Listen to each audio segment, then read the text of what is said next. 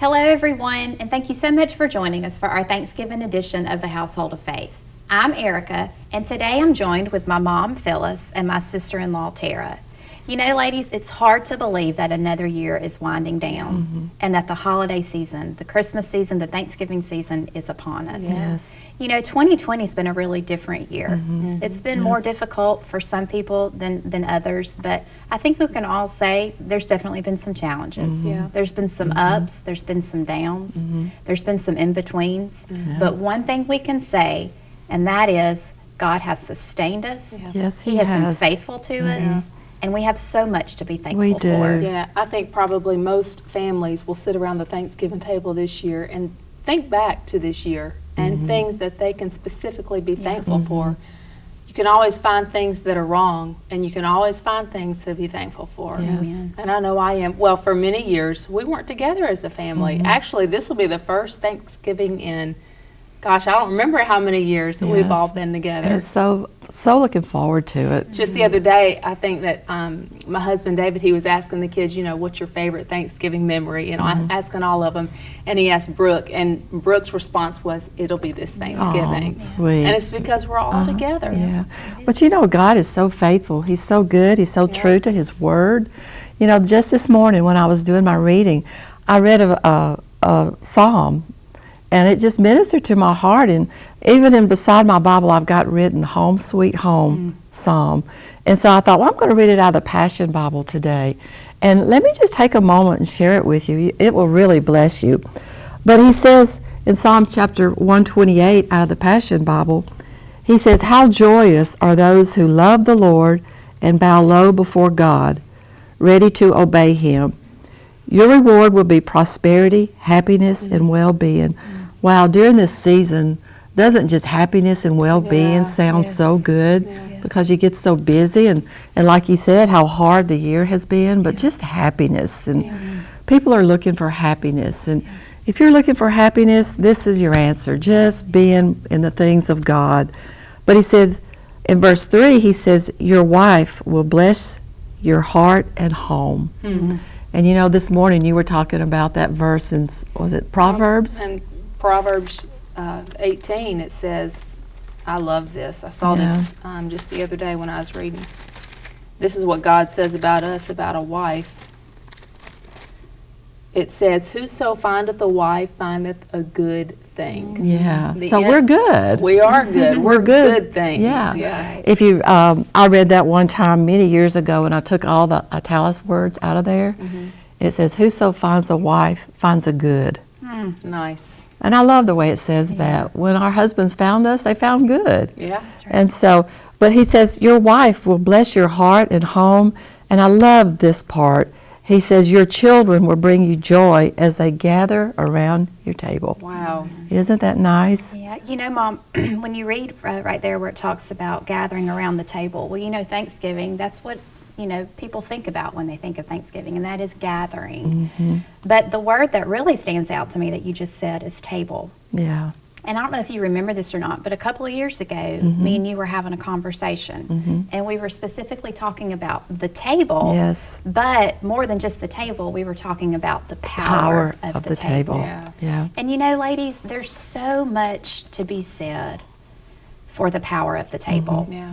In our society and in life today, that's really one area that kind of, in my opinion, has been put on the back burner. And that is being very intentional in taking time to sit around your table. Yes. for sure. Yes. Now, does that always mean serving a 4-course meal or, you know, a 5-star meal around your table? It doesn't. It just means being intentional and being very adamant about your family sitting down around the table. Well, you know, ladies, I've watched you for the past month. Y'all have been extremely busy, just with work and just things for the holidays. I was telling Scott the other day, I said, they work so hard. But one thing I've noticed, both of you always have that table time with your children because you recognize, both of you, the power and the unity and the strength of just the table. And so that speaks so well of you during this busy time. It's true. The other night we were talking to the two older, well, my oldest and your oldest, Brooke and Trent, and Brooke declared a family dinner for that night. And so you said, okay, so the 4 of us, and she said, no, the 8 of us, meaning sweet. Your family and my family. So how can you say no when your children are asking for a family dinner? So we weren't cooking that night, and so we decided to go get barbecue at that restaurant, downtown, and so we did. And I'll tell you what, you talk about the power of the table. Yes. It was a place that, now then they're making so many tables, you spread out in restaurants and stuff, but at this table, at this place, they don't care.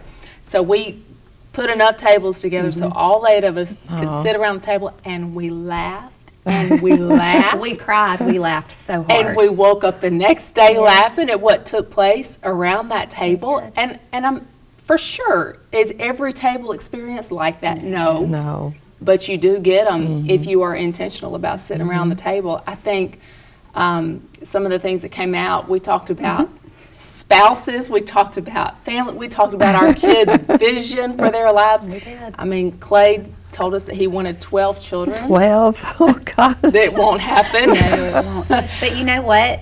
They had so much fun that the next day, Tara and I were, we worked so closely together and everything, and so we saw the kids, and they had automatically declared another family dinner that night, but not just them, but our husbands had also both asked, hey, are we doing another family dinner tonight? And I was raised around the table. I get this because it's what you did for us growing up.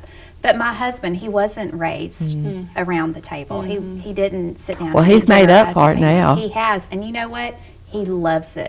It means the world to him when just the 4 of us or the 8 of us or the 11 of us, whoever it is, when we're very intentional and we stop and we take that time to sit around the table and to just love each other, enjoy each other's company, and just to be with each other. Well, and it's a separation from distractions. It's a separation from, or if it's not, it should be a separation from cell phones. It's a separation from games. Now then you go to a restaurant, they have, built-in gaming systems and stuff. That's not.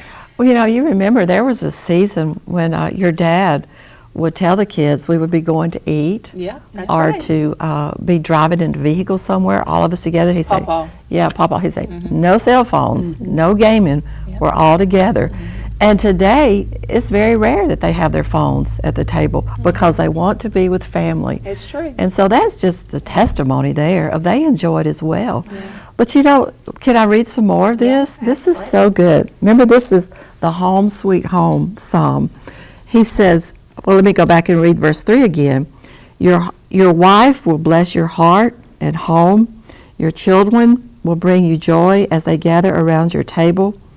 Yes, this is God's generous reward for those who love Him. May the Lord bless you out of His Zion glory. May you see the prosperity of Jerusalem throughout your lifetime.